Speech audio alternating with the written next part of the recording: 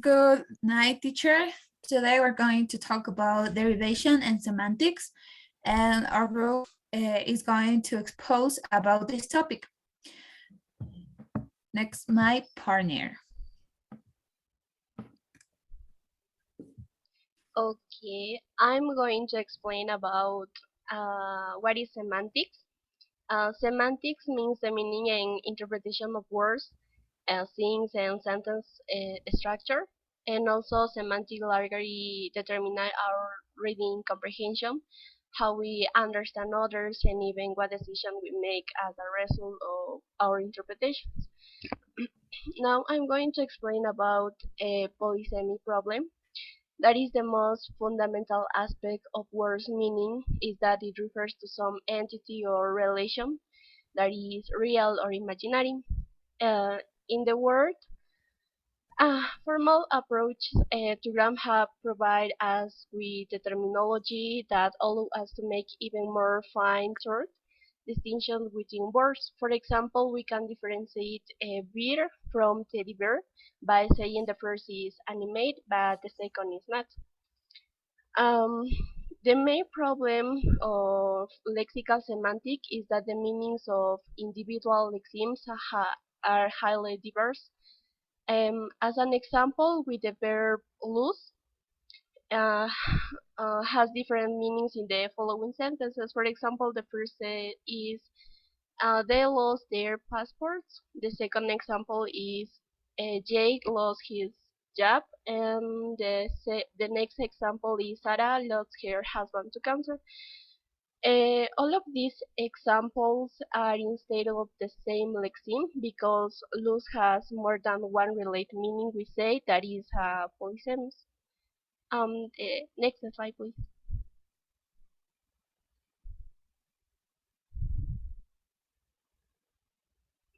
Yeah. There are many types of polysemy focused on nouns. The first is mass and count alternations.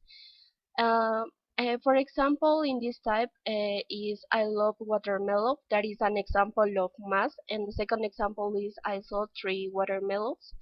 That is an example of count. And also there are several other well-known alternations we find in noun meaning.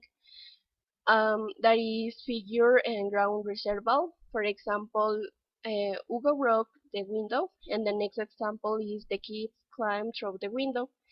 In the first example, a window refers to a soil barrier, and the second example, a window refers an aperture of glass.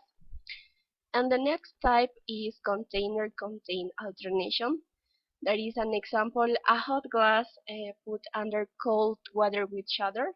And the second example is pamming down the glass into seconds flat. In these examples, refers to the container or the liquid inside. Also, like this shows that the same phonetic stream and convey different but related meanings to depending on the linguistic and pragmatic context. The next type is place people alternation. The first example is the president and his family live in the White House. That is an example of people. And the second example is the White House announced yesterday that the peace talks will continue. That is an example of place. And the last type is characteristics person alternation. The first example is Sarah would have gotten the part if they weren't for her stretchy voice. That is an example of person. And the last example is it was well known that the voice didn't drink. He was sharp. He wanted to stay sharp. This is an example of characteristics. And finally, all of these examples contains pairs of words with very different, even contradictory interpretations, but they represent single lexemes. And next, my partner.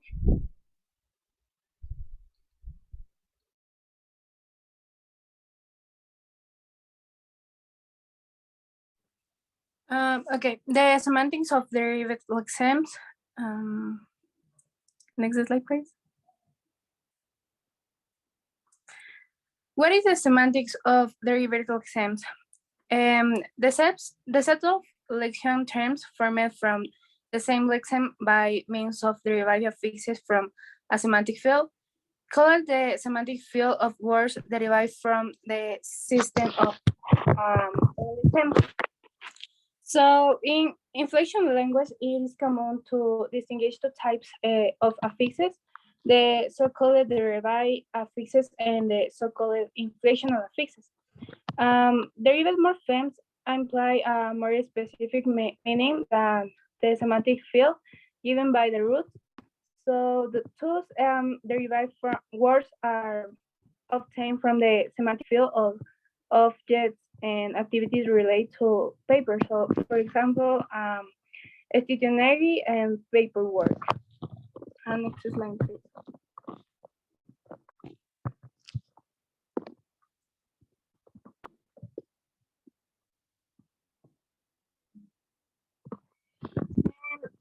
Thus, for example, ignores the inflational affix goes to the end will the derivative affixes er or is closer to the sick stem. Oh, furthermore, inflational morphemes tend to be more systematic, while derivative morphemes can become quill in the scholar. In almost all the inflational languages that have derivation, it is appreciated that the derivative morphemes have to be closer to the root than the inflational morphemes. Next slide. And finally, what is the semantics of affixation? The next type of derivational process we consider here is affixation. Affixation may involve prefixes, suffixes, and infixes, and purport circumfixes. Since our primary focus in this session on English, we deal only with the first two types. We can characterize the stem and affixation attached to as a bound or free and as belonging to a particular lexical category. Take the following words formed via prefixional. So, for example, reignite, realize, and reboot. Thank you.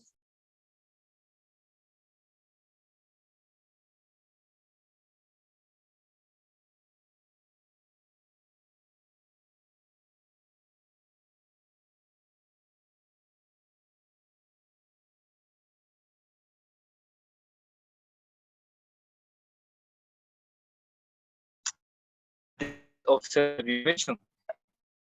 Derivation in lexemes whose interpretation is context dependent. Okay, I going to explain this part. We have a word. We have a process to change the meaning. For example, the same word in an adjective or in a verb. This is a change who modified the meaning of the same word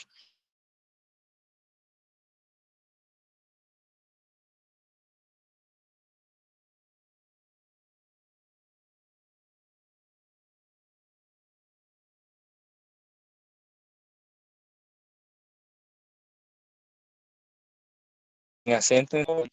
Kind could be a people, a person who is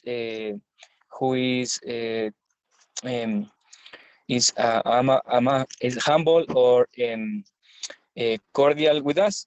And please, could you go back to the first slide, please? Okay, and kind could be the type of something. So these have a wide or range of meanings, and you can see in this part in the cognitive transfer, the adjective could pass with zero derivation to transform in a verb. So we have intransitive verbs. The subject receives the future, the characteristic or quality. And transitive verbs, the object resides the feature or characteristics in this case. So we can a change of meaning. The next slide, please. Okay. Okay. Here we have example.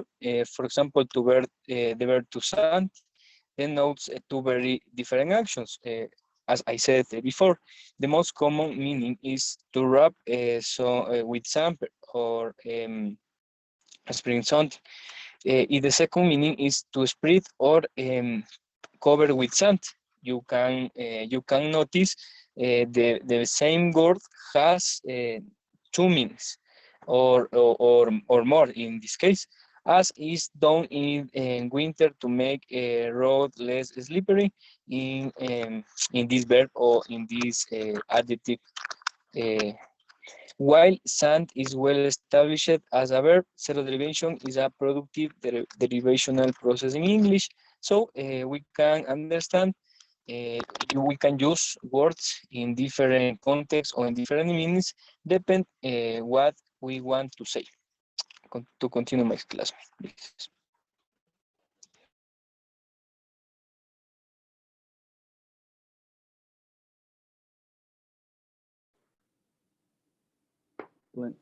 Change the slide, please.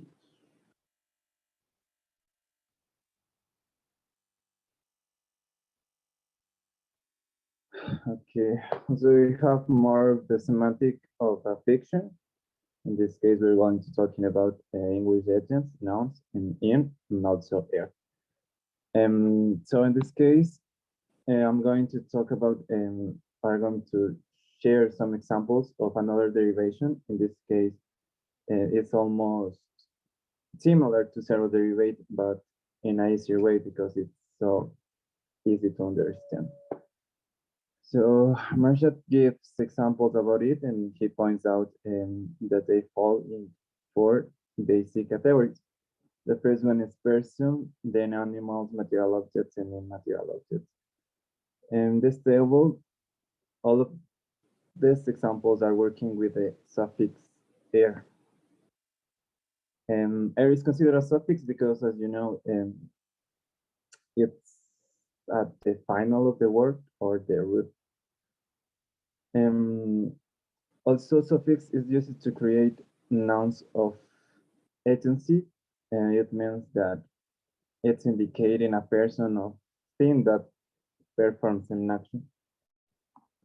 For example, we have in this case the verb build plus the suffix "er," so it means builder. In other words, when we use the suffix "er," we can create a noun, and that noun could be persons or material objects, immaterial objects. But that things have to develop the action.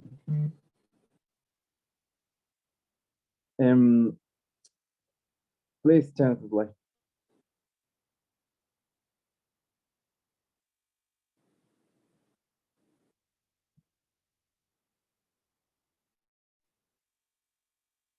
Okay, also you have the prefix "in." It say that English has two prefixes are the spell "in." One of them means in or into something, or the other means the negative not or not. It's a little difficult to see the difference of that meaning, but it depends the meaning of the word. For example, the following words contains in the meaning "in," the meaning "into." And the examples are include, involve, invent. That examples are working with the meaning into something. And the other we have, for example, the second in the table, say independent. It's working with the prefix, with the same prefix "in," plus the stem or the root. For example, independent means no dependent, or invisible means no visible. That's all, and continue my part.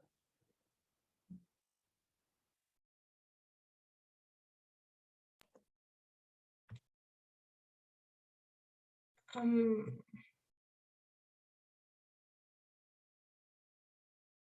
no, yeah. Okay, I continue. I will talk about the derivation and bear in example the Jukamajuala. Jukamajuala, like a many language, exploit the derivation and inflections to express interest of the syntactic and thematic categories. Language referring to these types of the morphology has a whether it is a one in which words are formed by a joint independent moment. The word of these types of the language are made up of the message of lexeme and affixes. Each will define a referential or grammatical meaning, characteristic of the render morphology.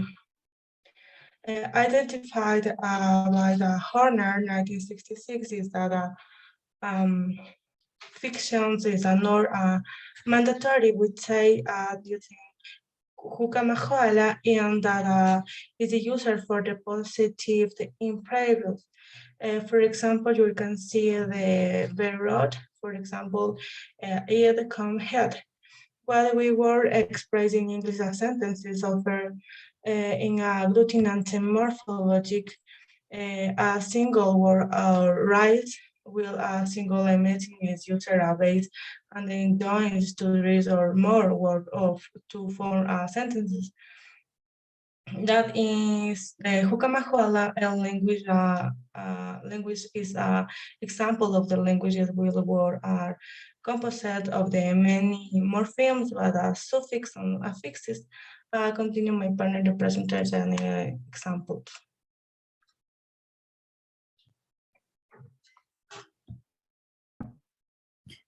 Okay, well, I'm going to talk about the stem.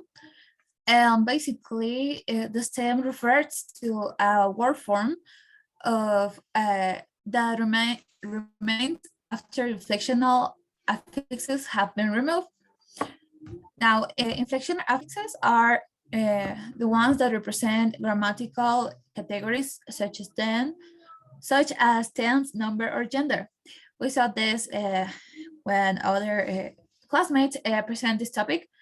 So now is for as an example, we're going to take the word acceptable. And in this world, the stem is acceptable. The word is unacceptable. Now, if we're talking about the stem, we have to first take off the, I'm sorry. Take off the affixes that have been added. Now, the affixes here is on, and which is the prefix, and the bully, that is the suffix. Now, we have to here we can break the word into 4 morphemes, and it will be the stem will be acceptable, but the root, it will be accept. Now we're going to see this in the next slide. Now the stem can be confused with the root sometimes because their concepts might be kind of confusing.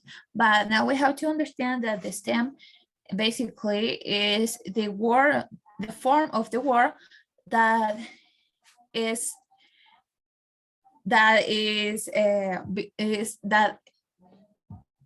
formed before the affixes have been removed or added. Now, here we have the example, reconsideration. And here, if we remove the affixes, we have to take out the prefix re, and we have also to take out or to take off the suffix Asian. Now consider in this example will be the stem, but it is also the root, because consider is the word that it cannot be analyzed anymore. So that's the root. The root of a word is the term that gives meaning to the word, and basically it cannot be analyzed anymore. So here we have the stem consider, which is also the root. Now in this example, it's different because we have the word disagreement. In here, the stem, it will be disagree, because we first take off the affix that in this case is meant, and the rest it will be the stem, because as we mentioned before, the stem is the form of a word before we take off the affixes. Now, if we take the word disagree, we can find out that in here, if we take this affix, this prefix out, we have the word agree, which is basically the root. So in conclusion, the stem and the root can be confused, but the stem is basically as I mentioned before, is the form of a word that we have after we remove the affixes, and the root is the part of a word that it gives meaning. So we have here the root that is a verb, which is agree. And that's it. Thank you, teacher.